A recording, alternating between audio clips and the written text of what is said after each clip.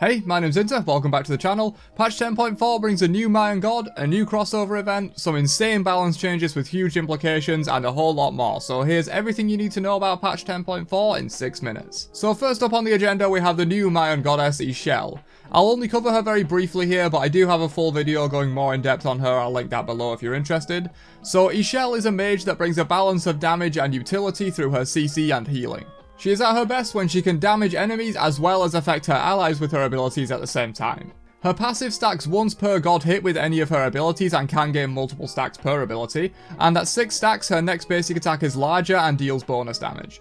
Chel's 1 is a 2-part ability. The first part is a simple line damage shot that does extra damage to minions and jungle camps, and after hitting an enemy with this ability it changes into the alternate version, which is a reverse cone targeter that deals more damage at the tip, and also blinds during the wind-up before firing. After using this alternate ability, it returns to normal and goes on cooldown. Her 2 is a circular damage ability that knocks up enemies and heals allies in the area, including Chel herself. The 3 is an arcing projectile that explodes on contact, rooting and damaging enemies while sending out small orbs of light that can be picked up by allies, including Chel herself, to gain extra movement speed. And finally, the ultimate is a tick damage laser that deals more and more damage the more you hit the same enemy with it. This can also heal allies, and if she does so, Chel gets that healing as well. The default duration is 3 seconds, but it can be extended up to 6 seconds by repeatedly hitting an ally and an enemy with the beam at the same time. But that's the new god. Let's move into the skins of this patch. So first up we have Chel's recolors and mastery skins.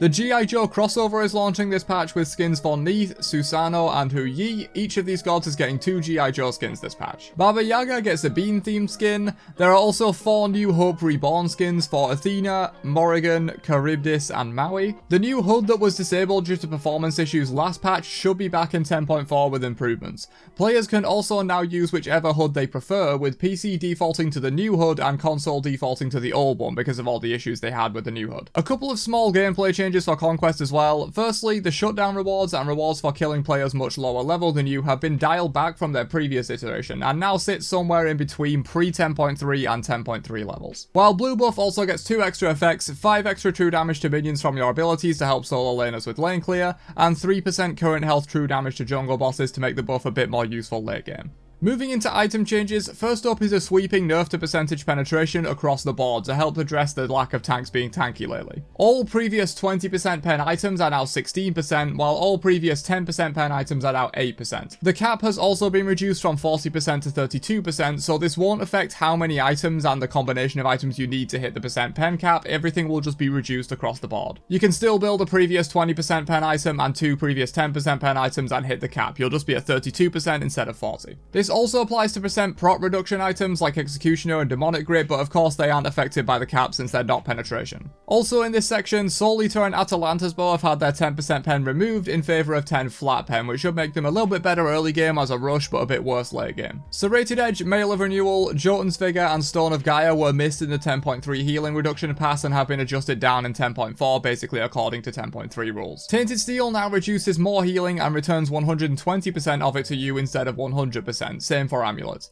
Glad Shield got a cost reduction and a health increase. Archdruid's Fury also got a cost reduction, but this one gets more damage on the passive effect. Bloodforge lost 10 power. Book of Thoth lost 3 mana per stack for a total of 225 mana reduction in total. This also nerfs the power of the item by around 18 due to the passive power conversion. Tablet of Destinies was also hit, taking the passive damage down from 0.12% of your max mana per stack to 0.1%. Finishing up with god changes though, Aphrodite took some solid nerfs after her insane breakout performance last patch. I'm sure you've all seen her doing the things she's doing.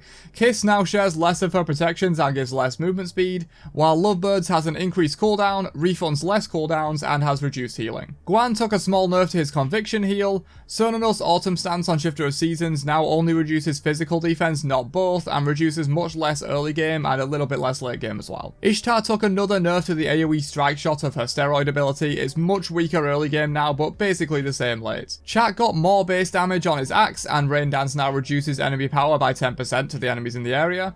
Camazot's Screech Echoes will now reveal the target to his entire team instead of just him for the full 15-second duration, so that's a pretty huge buff. While he also got a stronger slow on his 2 and a slightly reduced cooldown on his 3 as well. This makes sense. Camo was one of the hardest hit gods in 10.3 by the healing reduction changes, so it makes sense that he's getting some big buffs here. Hel gets buffs though, which is not what I would do, but her stance attunement power reduction aura in light stance is now stronger, and she got 10 more base damage on her 1 for both stances. Gilgamesh 1 now does increased lane minion damage, which should help him in solo lane a little bit to clear the lane. Cthulhu's ultimate 1 now stacks less but shreds more on hit, so this is an overall increase in the shred while also stacking faster. Charybdis gets more tied and a cooldown decrease on her 1. Serket's ultimate now provides her passive crit chance in one of the biggest buffs of the patch. It starts at 10% and scales to 30% at max rank of the ultimate, aka level 20, so this is pretty crazy. Maybe a bit of crit Serket coming into the meta. While Yanis got a similar treatment, but his ultimate gets percent pen, so starting at 8% at rank 1 and scaling to 16% at max rank. Pretty crazy stuff with these ultimate passives. But that's it for patch 10.4 in 6 minutes. If you guys enjoyed this one, don't forget to drop a like before you leave and subscribe to the channel to catch these patch videos as they drop, and I will catch you guys in another one later on.